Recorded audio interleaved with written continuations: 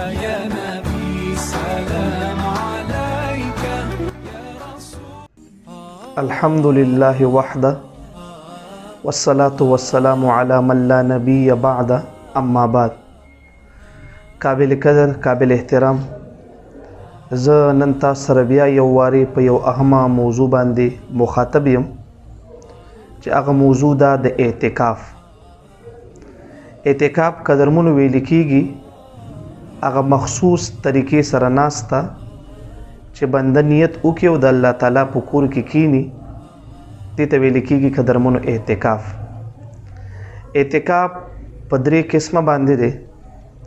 یو قسمه اعتکاف هغه دی چې هغې ته واجب اعتکاف ویل کیږي، لکه بهر معاشره کې زمونږ ستاسو نارینه یا زنانه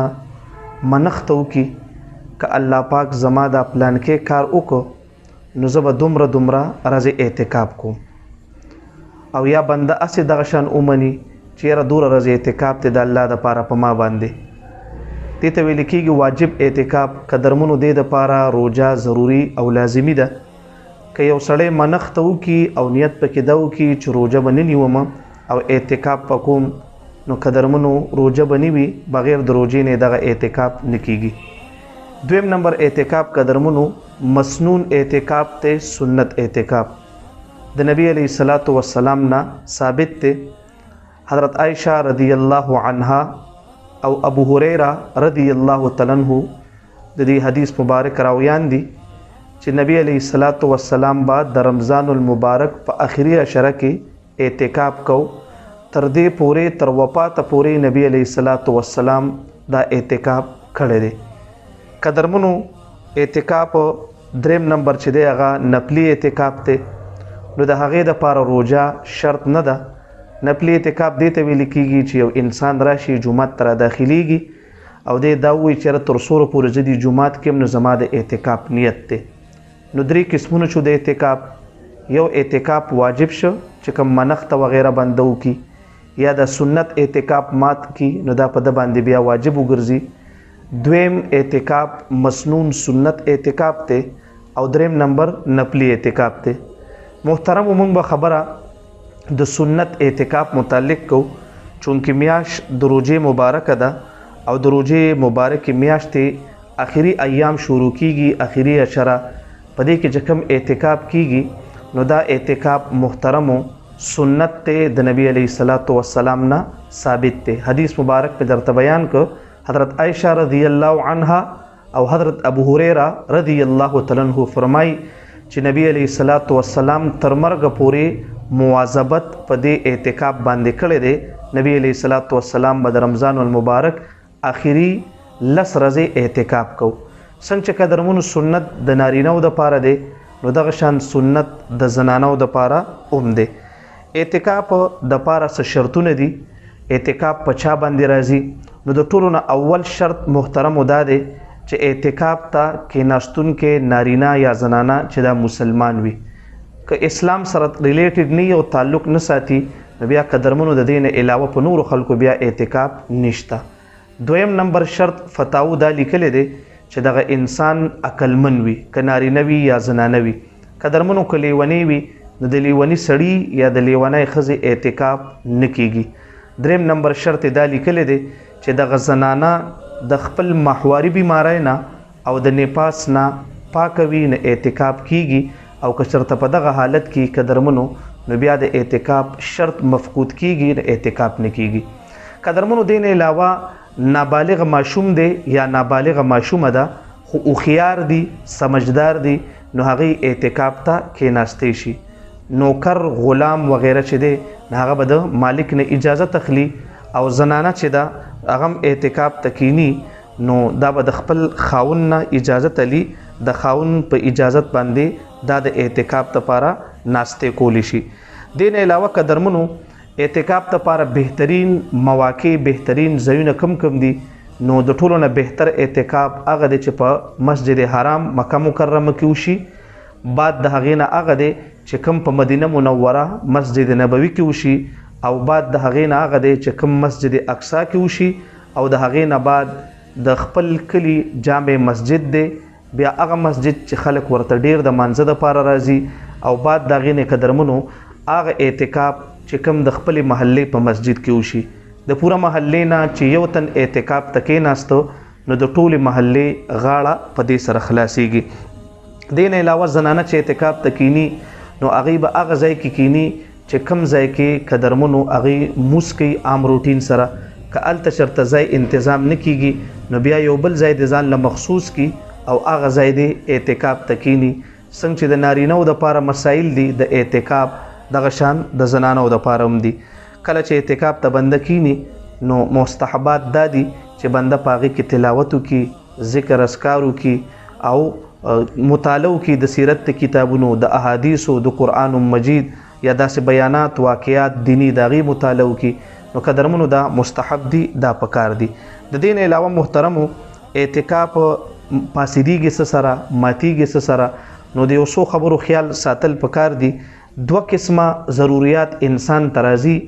یو قسمه ضرورت قدرمنو هغه د طبعي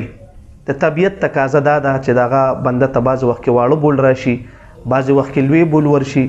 بعض وخت کې د اودس چاردام تقاضا راشي او بعض وخت کې انسان باندې غسل فرض شي نو دا طبعي تقاضا ده د دې لپاره انسان تلی شي او دا کولی شي د دې نه علاوه شرعي تقاضا رااله شرعي تقاضا محترم دا ده چې یو انسان ولګېده او هغه په داسې مسجد کې اعتکاف ته کېناسته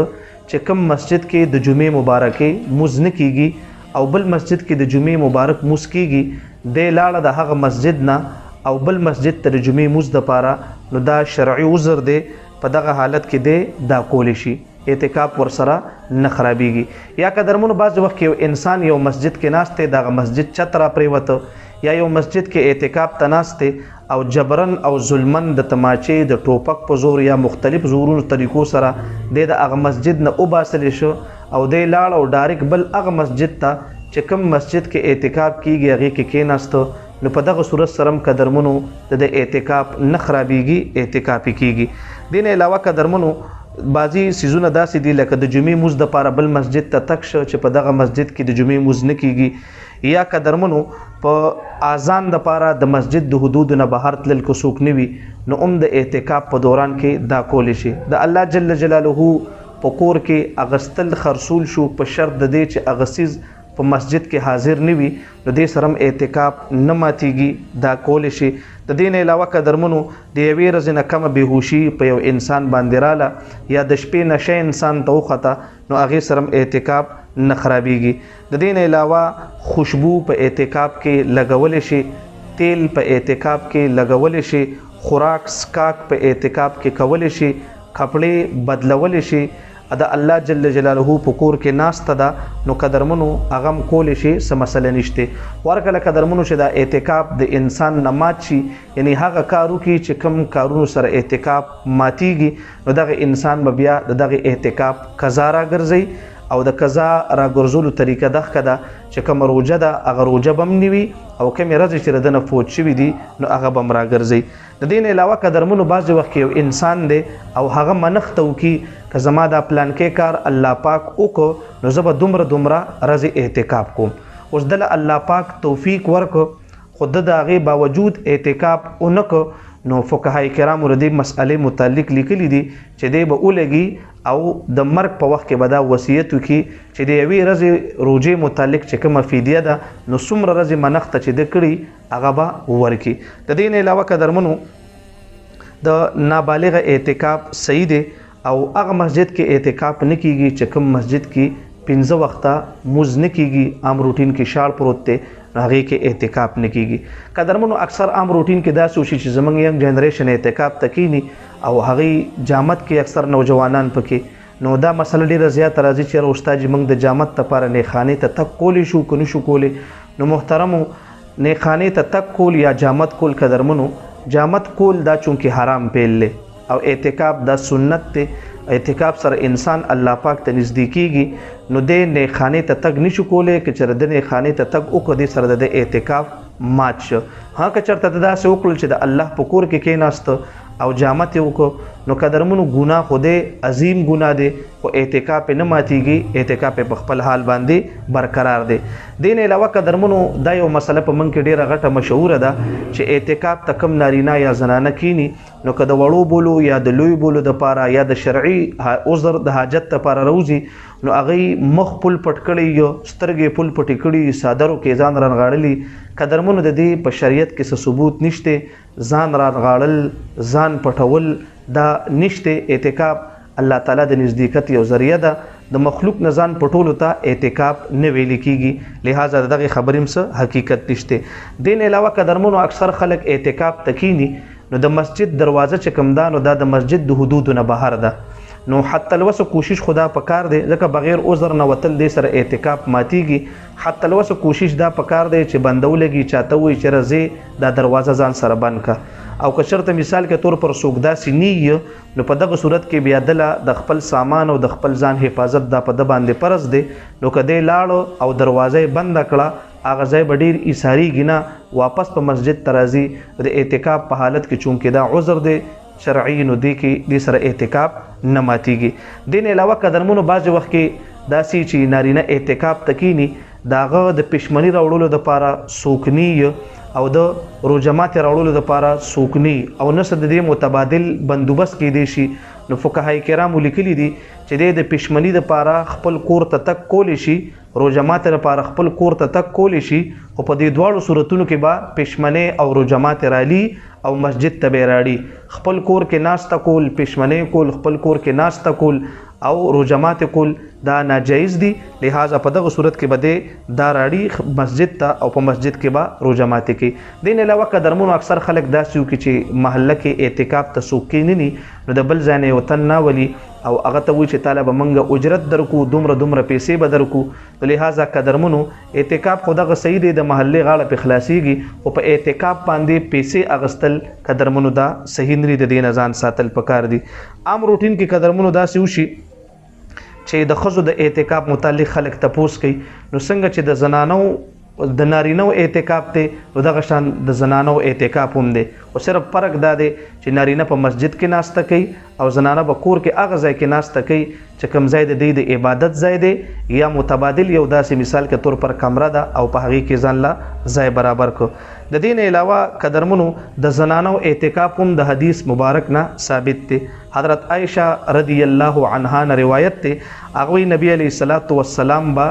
د روزه مبارک میاشتې اخیری لسرزه اعتکاف کو. رسول پاک صلی الله علیه و آله وسلم چې کله الله پاک ځان ته وغوښته نو د دین بعد امهات المؤمنین رضوان الله تعالی علیهم اجمعین هغوی به قدرمنو اعتکاف کو. نو د زنانو د پارم اعتکاف ثابت دی. د دین علاوه قدرمنو که یو سړی اعتکاف تکینی او د په هغې کې دا نیت وکړي چیرې زه خو اعتکاف تکینم خو د واګانو له جنازو له او د خلکو تپوسونو له به ځم نو قدرمنو دا صحیح نه دی. که یو انسان مسنون اعتکاف تکیناسته او دې کې دی بیا جنازې لزي د واګانو لزي او د خلکو تپوسونو لزي نو دې سره اعتکاف ماتیږي، دا صحیح نه ده. د دین علاوه قدرمنو بغیر د ضرورت نه یو انسان لګیا دی او هغه د یخوالي د پاره غسل کوي، بار غسل خانه ته ځي په ځان باندې اوبه راړي بلا ضرورت نو قدرمنو دې سرم اعتکاف ماتیږي، د دې ځان ساتل پکار دي. او عام روټین کې د دین علاوه قدرمنو که یو انسان دی هغه داسې وکړي چې مسجد حدودو کې ناسته اعتکاف ته په ځان ته ولګو جسم سره څه ګندګي مندګي نشته نو لہذا الته که ولامبل د پاکوالی په نیت باندې نه اصل د یخوالی د پاره نو هغه کې بیا سم مسأله نشته. نور بل متعلقه مسائل دي سره نو وقتن په وقتن د خپل محلو امامانو نه مفتیان کرامو نه وخت تر وخت پورې رابطه کوي. دا یو څو مسائل مې تاسو په خدمت کې عرض کړل. الله جل جلاله دې موږ او تاسو ټول له د اعتکاف کولو توفیق راکړي او رب کریم دې دا یو څو مسائل په خپل دربار عالی کې قبول او منظور کړي. واخر دعوانا ان الحمد لله رب العالمین برحمتك يا ارحم الراحمين.